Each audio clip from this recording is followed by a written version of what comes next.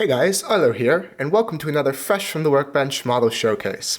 And at long last, Percy.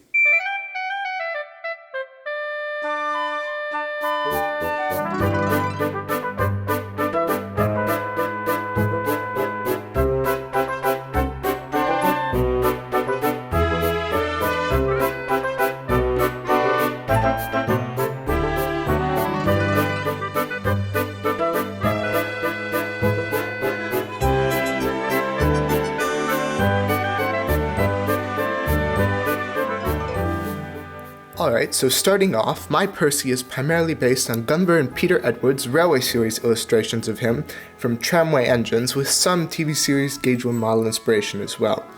He follows no real-life basis strictly, however, but he does share many similar attributes to locos such as the Great Western Railway's Trojan and Peck Industrial saddle tanks, which also served as detailing inspiration.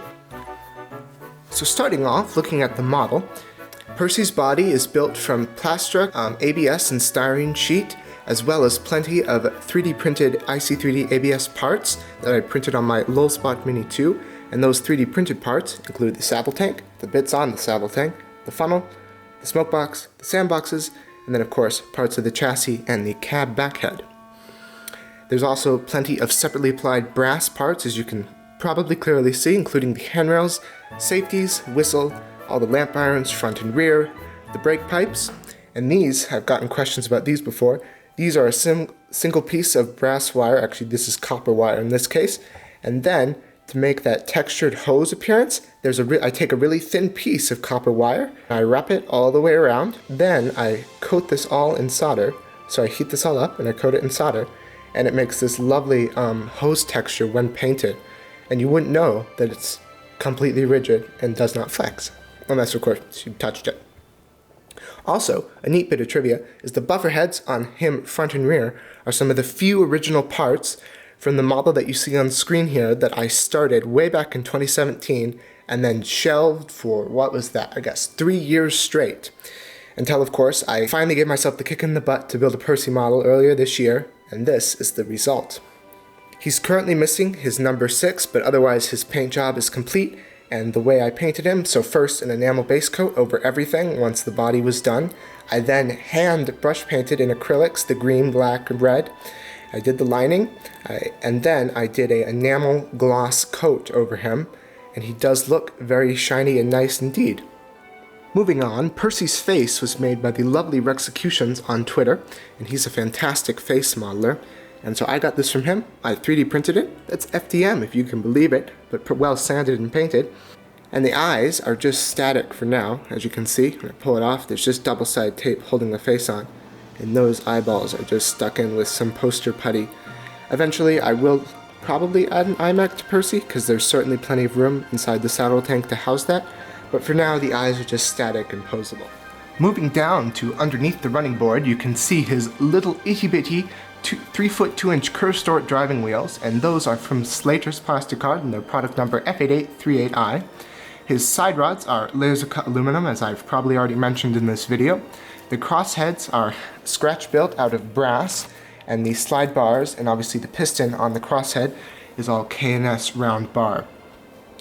The cylinders and the frames that the wheels are sitting on is all 3D printed in IC3D ABS, and now I think I should turn them over and I'll show you everything underneath.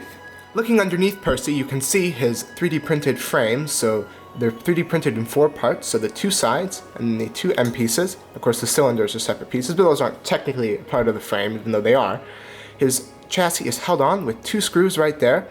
He's driven by a 24-volt Mabuchi motor, which provides power through a brass worm and worm wheel set, which I purchased on eBay. He picks up power from all 4 of his wheels via brass wiper pickups, which are located here, here, here, and here. They're on the tops of the wheels, and they rub on the backs of the flanges. All the wiring is very simple.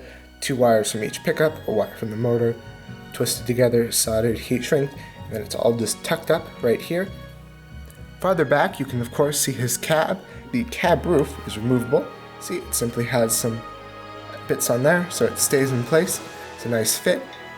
Speaking of his cab, it's a little hard to get the camera in there to video it. You can see the pressure gauge coming off of the main turret. There's the valves that would be going to the injectors. we have a moving regulator, a moving reverser, and a moving brake handle. And back here, there's a pile of coal on the ground. His firebox doors are down here with a little shelf, and there's an itty-bitty oil can in there. I'm not sure if you can see that. This is based off of the Great Western Railway's Trojan. It's based off that loco's cab interior primarily. Speaking of the bunker and coal, you can of course see that right here. There's a soldered brass coal grate around the top of the bunker. You can see the 4 lamp irons on the back, the vacuum pipe, and then in here, there's a lovely load of real coal. And this coal came from the Vance Junction coal chutes off of the former Rio Grande Southern Railroad outside of Telluride, Colorado. I picked up a big lump of it while mountain biking in the old grade. So that's neat. Actually, it's been this coal has made its way into a lot of my models over the past 2 years now. So just thought that was a neat thing I would share. And with all that, I think that will do it for this Fresh from the Workbench installment. As always, if you have any questions, feel free to leave them in the comments down below. And thank you very much for watching. Bye for now.